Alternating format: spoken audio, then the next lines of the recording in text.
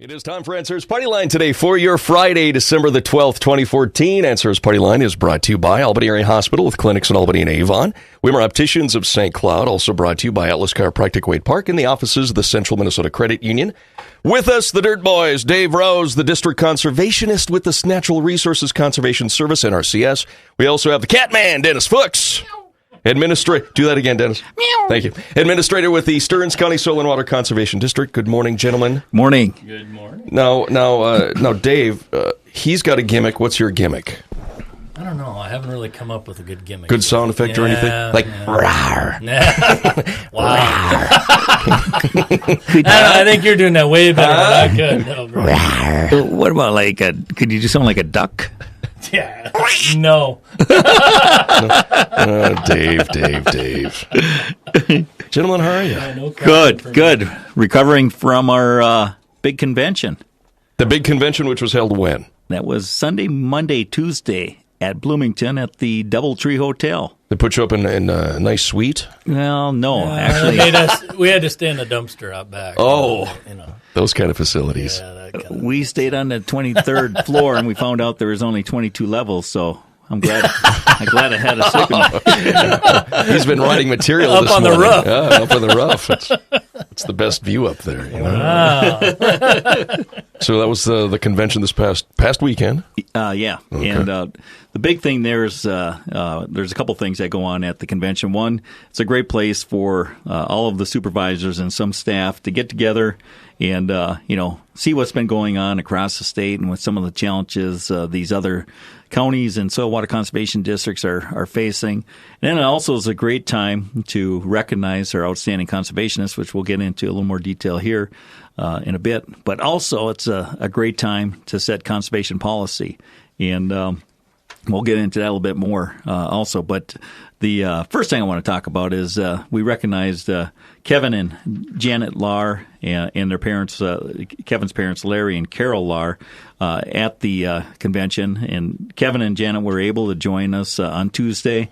They have Paula Moore from the Farmer magazine down there, and they do just a great job, the Farmer magazine and the Minnesota Association of Soil Water Conservation Districts, in recognizing these folks that have just done an outstanding job. And I'm just going to read some of the stuff that Larry and Carol and Kevin and Janet have done on their farm. They utilize strip tillage, which in this part of the county, they farm south of Sauk Center on some heavier soils. And they're actually leaving a lot of residue on the surface and just planting in these strips that they apply their fertilizer in the fall. And they also use a lot of precision ag so that they put the right amount, the right product at the right place, and really do a good job of fine-tuning the amount of inputs that they put in to produce a high-yielding crop.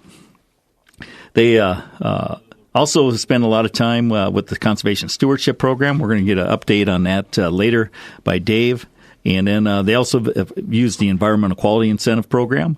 And over the past 4 years, they've also participated in the guided stock nitrate sampling and replicated strip trials via the on-farm network. This program, what we do is we go out there and sample a portion of the corn stock after it reaches maturity, and that information allows us to see how well you did with your nitrogen management for your corn. If you put on too much corn, it comes up with a much higher concentration. If you're in the ballpark, there's a range there that we're looking for. And then if you did not apply enough, it also will show you that you're having some problems. And Kevin and Janet were really interested in making sure that they were doing the best job possible. So this just helped them fine-tune, again, their fertility program. And just something that we have used with farmers to improve nitrogen use efficiency. And then other conservation practices implemented on their farm over the years include water and sediment control basins, farmstead windbreaks, riparian buffer strips, wetland wildlife habitat, nutrient and integrated pest management, And also their irrigation system, they went with a low-pressure conversion, and then they've also implemented many other energy conservation practices on their farm. So we are just very excited to have somebody like this recognized. And what we hope, as we recognize these farmers and landowners that are doing a fantastic job, is that they will share that information with other landowners in the county and in the region to continue to promote and conserve our resources. Boy, what didn't they do? Yeah, that's about right. I can't say anything they haven't done. Well, and Kevin's always looking for ways to do things better too. So that's another outstanding characteristic which contributed to being recognized. So they were actually recognized at the Minnesota Association of Soil Water Conservation Districts annual luncheon, award luncheon, and that was this past week, Tuesday the 9th. And every SWCD in the state of Minnesota, and what are we at, about 90 soil water conservation districts across the state, they each bring in a person that is recognized as their outstanding conservationist cooperator. And then they also break them down in the area, and I don't have that information in front of me, but they also choose a winner for the areas, and there's 8 areas in Minnesota, and then the outstanding conservationist for the state of Minnesota. And sometimes we don't always apply for these. You can't be winning it every year, which we've had. Oh, why not? Go Stearns! Come on, Stearns! That's right. So we did not pursue that this year because we just felt that we've been winning that. We've just got some really great conservationists here in the county. It's too much competition. I mean, you dominate. We don't want to dominate. Well, we don't want to dominate. Yeah, exactly. We don't want to be the Packers. Right. Oh, easy now. Easy there. So with this recognition, did they just get a little like an honorary type of thing, or? Yeah, so they were recognized there, and they got an honorary thing, a plaque, and they also are going to be recognized at our Stearns County Pheasants Forever banquet, which is coming up here in March. And that's a great time, too. Different type of crowd. We've got some farmers there, but we also have a lot of urban people that just enjoy our natural resources. And recognizing a farmer at our Pheasants Forever banquet has just been a great partnership with our Stearns County chapter. And our Stearns County chapter recognizes the value of farmers that implement conservation practices like the LARS.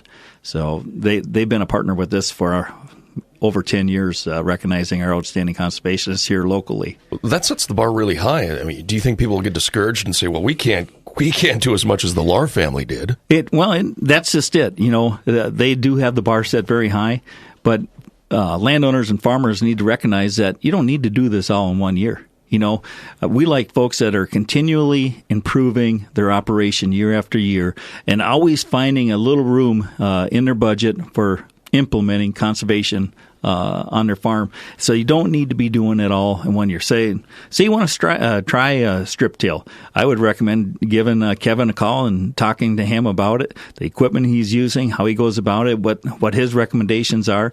And, maybe Kevin's got a lot of tile drainage and he's got his field set up perfect for strip till. Maybe it's not the best for areas where you don't have all the tile drainage that you need and it's lower and wetter where crop residue might hinder your ability to get your crop planted in the spring.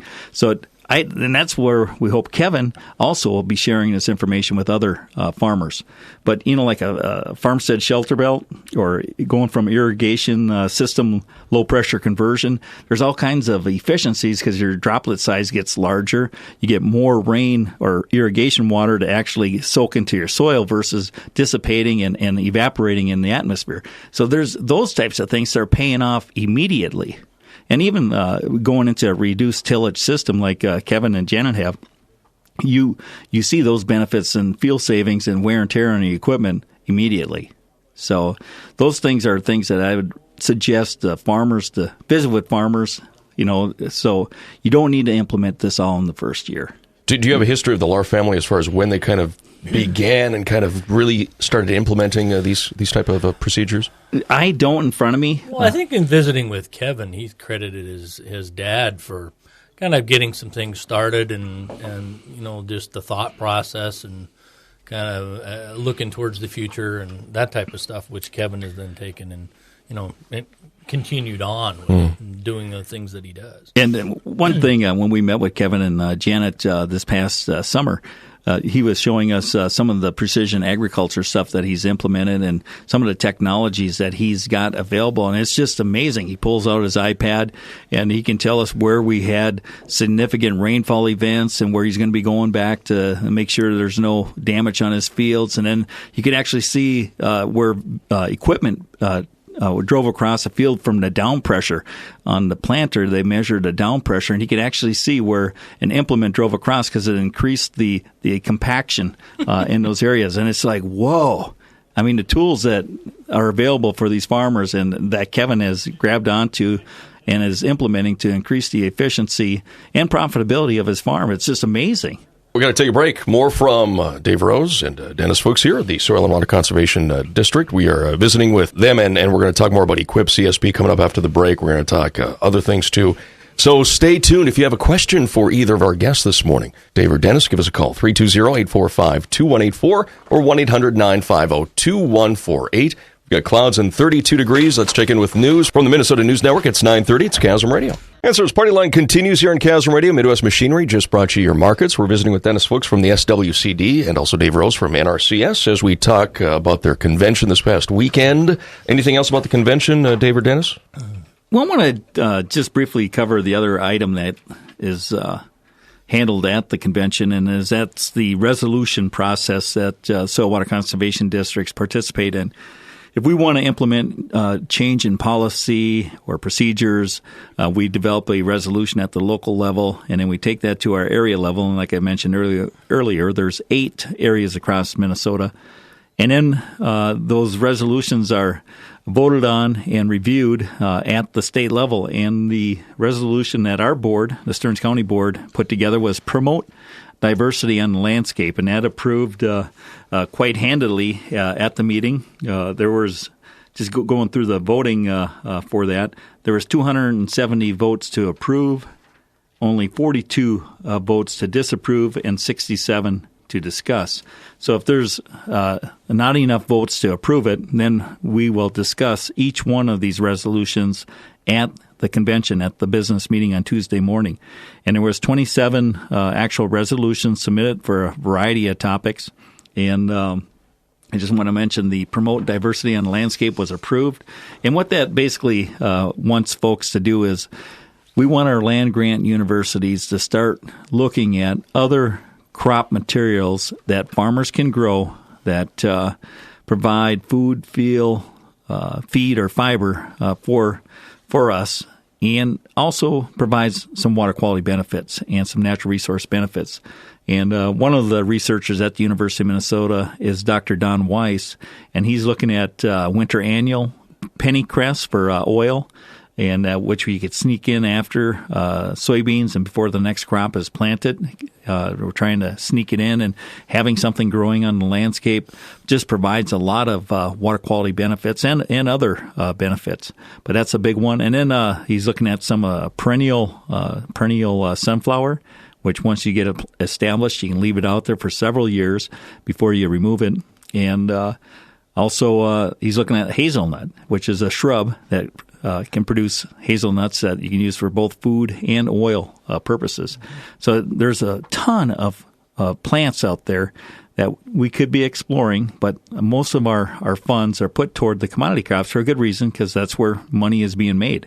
And they also, the commodity crops, so can cause problems. And the other portion of our convention was a lot of discussion on the new Minnesota Department of Agriculture's nitrogen management plan.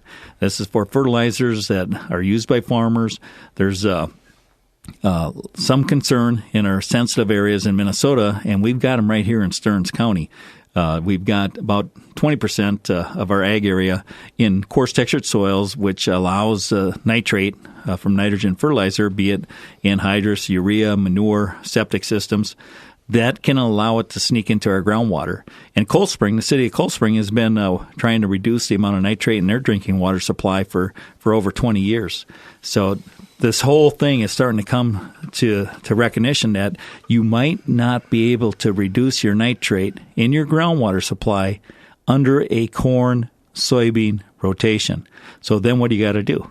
You got to look at perennial crops like grasses, wildflowers, and that type of thing, like CRP, in some of these areas. So our board has already implemented a resolution to provide RIM, which is Reinvest in Minnesota, a permanent easement program for farmers in a wellhead protection area.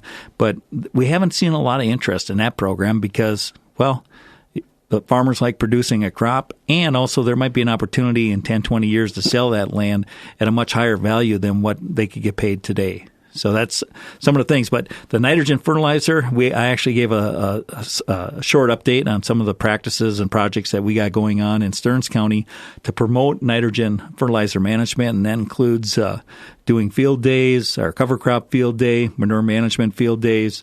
We also have the on-farm network like Kevin and Janet Alar are using to fine-tune their nitrogen application.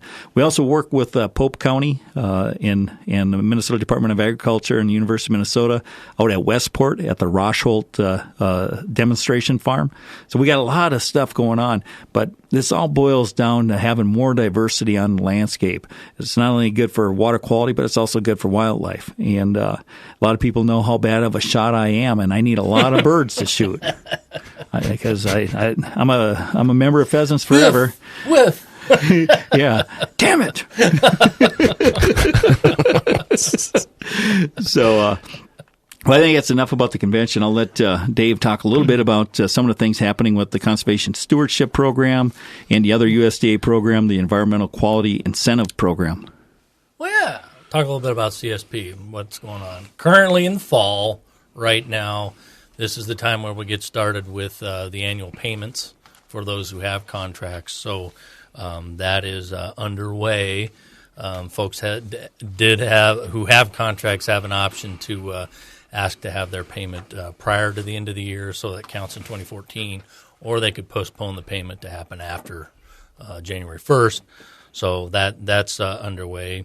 The other thing we have going on is that folks that have contracts that are expiring, this would be their 5th year, have an opportunity to renew and get a new contract for another 5 years. So we're working on those renewal contracts in Stearns County right now. We have 39 of those that we're working on to finish up by the end of the month. We need to get those all completed.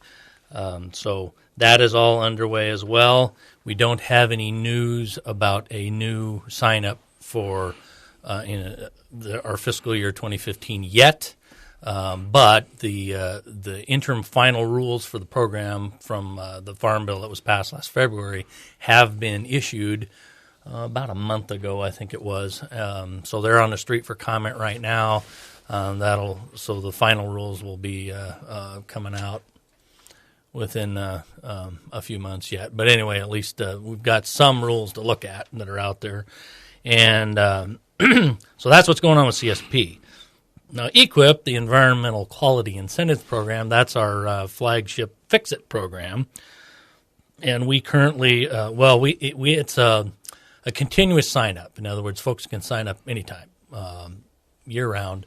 But what we have is acceptance periods. So applications that we receive up to a certain date, those will be considered first for funding. We have 3 different acceptance dates. And our 3rd acceptance date for this fiscal year is December 19th, which is next Friday. So folks who are interested to get an application in to be considered for funding in this fiscal year, that's a date to pay attention to.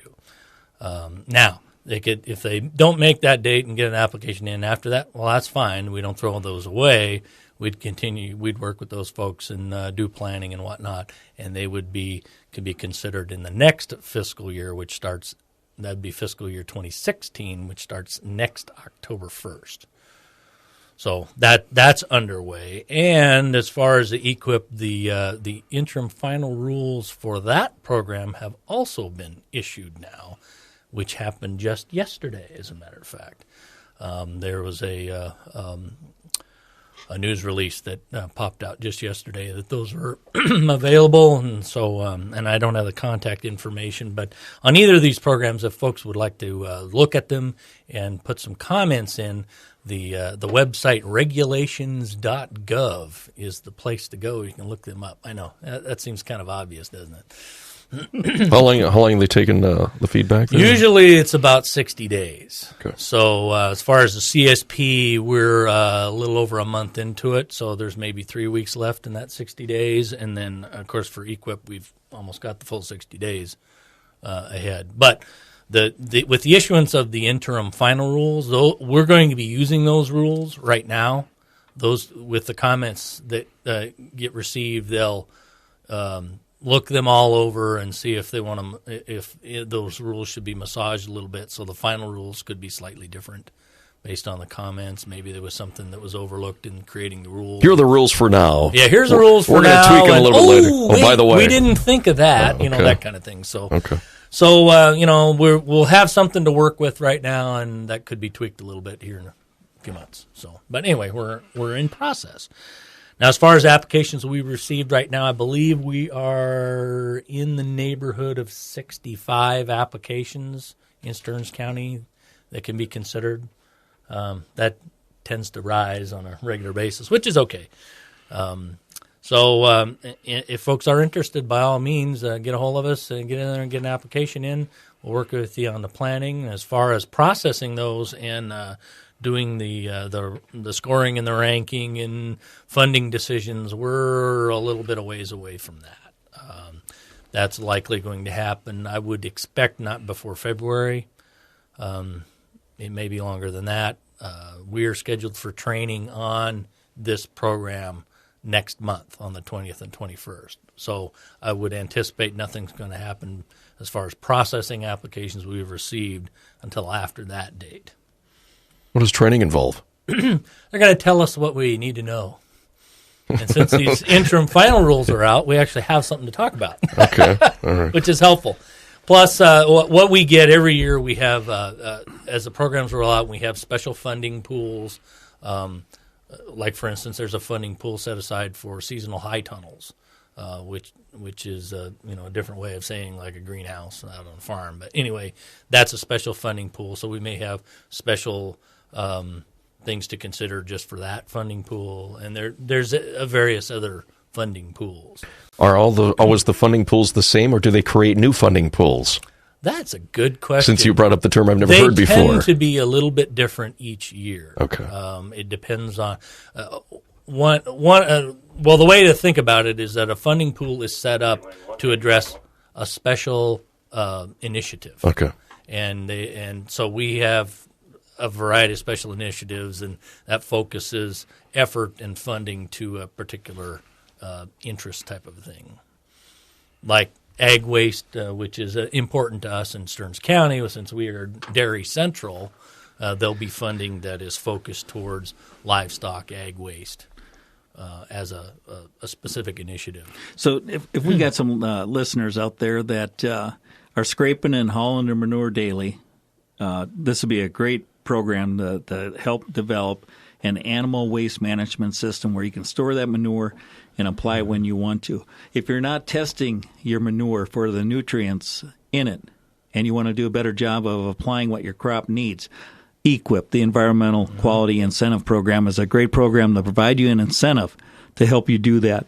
If you're not soil testing, so you don't even know what your soil levels are as far as NP and K, EQIP is a great program to get you in the right spot. If you got a gully out on your fields and you want to take care of that, the Environmental Quality Incentive Program, EQIP, is a great program. If you got interest in leaving more crop residue on the soil surface, EQIP is a great program to In other words, come talk to us. Yeah, if you got concerns, even say you're piling your manure because you didn't get it applied when you wanted to, and there's snow out there now, or it's too wet, or the conditions aren't right, and you're stockpiling that in a spot that may not be the best. Maybe it's got a high water table, maybe it's coarse textured, sandy soil.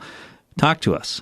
we can help you identify a stockpiling place and help design something for that.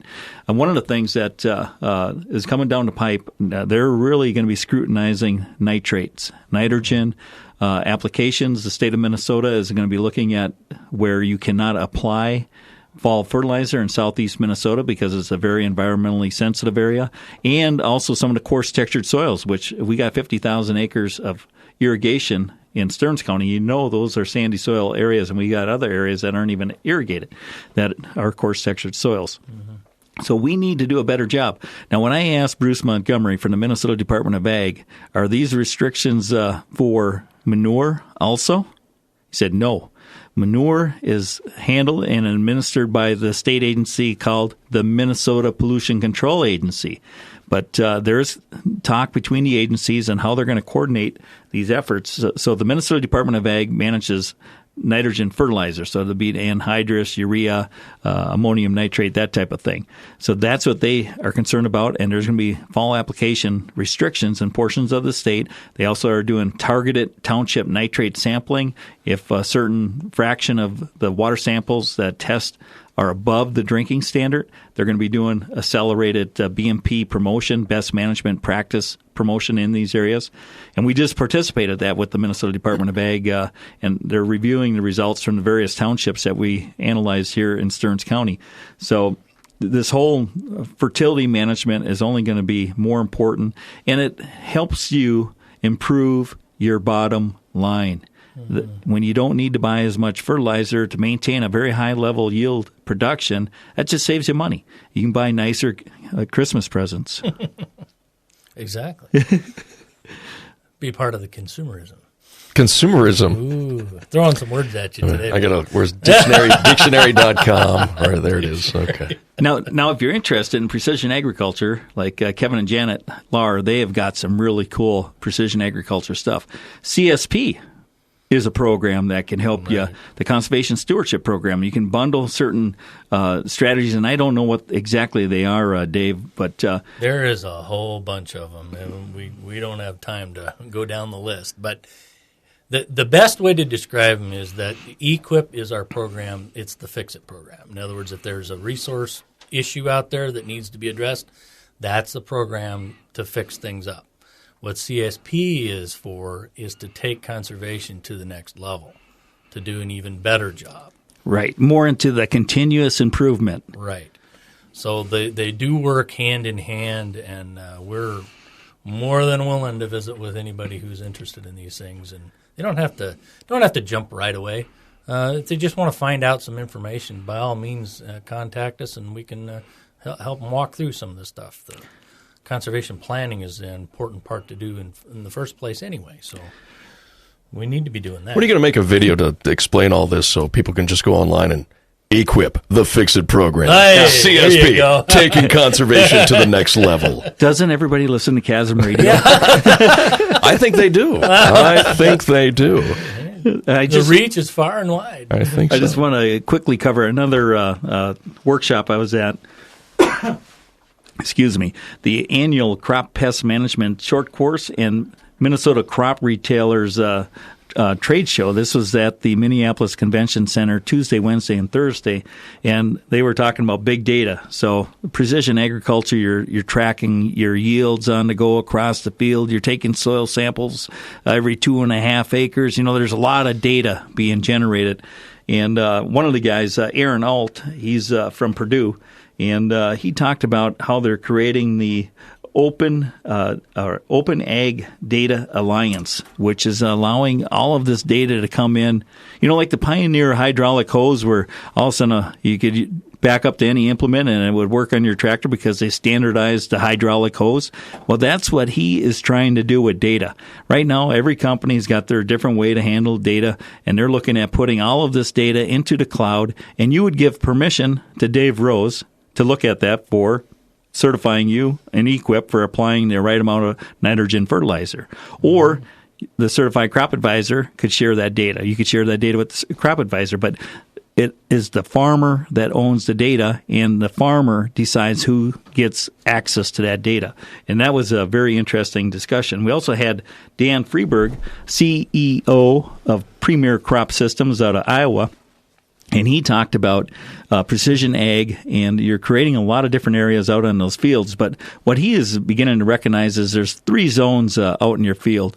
The zone where you can apply additional inputs, such as increasing your corn seed population and putting on a little more fertilizer, and those areas are going to respond with a higher yield. Then there's the other part of your field, the second zone, that does okay with just the recommended amount. And then there's the third zone, which needs to actually decrease the amount of seeds per acre or even the fertility, because it just will not produce. And that got me thinking about our CRP program. And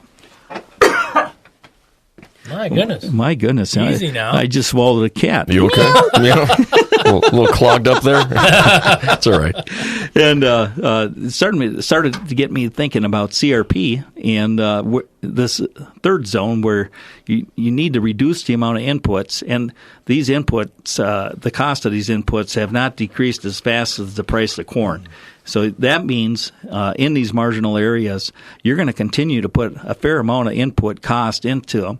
Whereas if you put it in CRP, you might have a greater return on your dollar.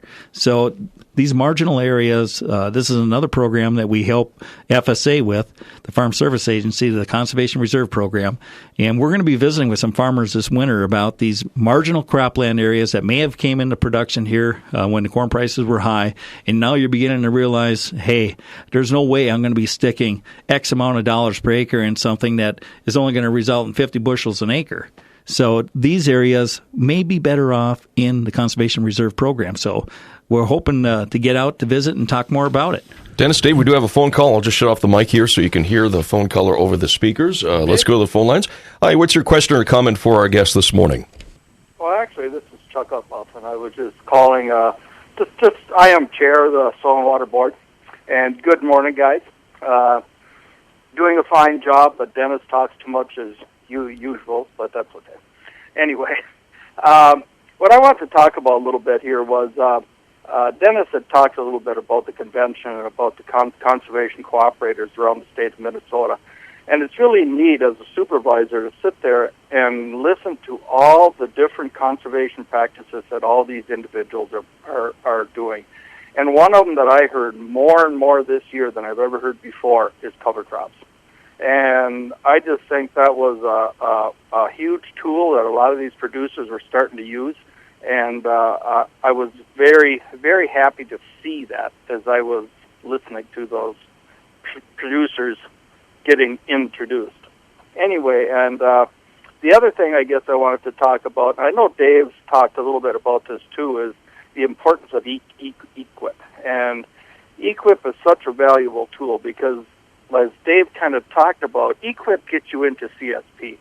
And conservation can be very profitable, especially if you go through the EQIP program and get into the CSP program and the Minnesota Ag Water Quality Certification program. These are all tools. EQIP is a tool to get into these programs. And I was just going to mention that as on a producer standpoint, which I think is always important for a producer to hear it instead of just hearing it from staff all the time. And I guess that's it, unless somebody has a question for me. Who are you? Charlie. And the only thing, I had to leave the dogs out of the house, so I don't have a cat in the house, so I really can't use the meow thing. Chuck, we appreciate you calling in. Thank you so much. All right. All right, bye-bye. Chuck Uphoff here, giving some information as well. Appreciate that. Thank you. So Dennis mentioned a little bit about data, and something that I wanted to mention before we were done is that we do have something new that's coming soon for folks that are participating in our programs called the Client Gateway. And it's for folks who have computer and internet access. They can get access to their contracts and their conservation plan and whatnot, and through the Client Gateway, right from their own home. Are you stealing that from the cloud? That whole? Are you making your own creating our own virtual NRCS space in there? Cloud, I don't know. But anyway, if it's a pretty exciting possibility, it could save some folks some trips to sign their name, for instance, or whatever. And it doesn't eliminate on the ground conservation planning with folks, but it can make some of the administration of one of the things we hear about is people complain about, there's so much paperwork to do and that kind of thing. Well, this will be an effort to reduce the amount of paperwork that needs to be dealt with. And that'll be fully implemented when? Well, we happen to be one of the pilot locations, okay. And it will be, within a few months, it's going to be going nationwide. So if anybody is actually interested in diving right in, please call me yesterday. Call me late for dinner. Yeah, don't call me late for dinner. No. But please contact me because we can see about setting you up and you can try it out. Good. Anything else? We got to go otherwise. Yeah, no, that's good. And Okay. Merry Christmas, everybody. Happy New Year, Merry Christmas. Dennis Fuchs, Administrator with the Stearns County Soil and Water Conservation District. Also, Dave Rose, District Conservationist with the Natural Resources Conservation Service, and Chuck Upoff calling in here at the last minute and giving us some neat perspective as well from our topic here this morning. We've got news coming up and more after this, KASM Radio.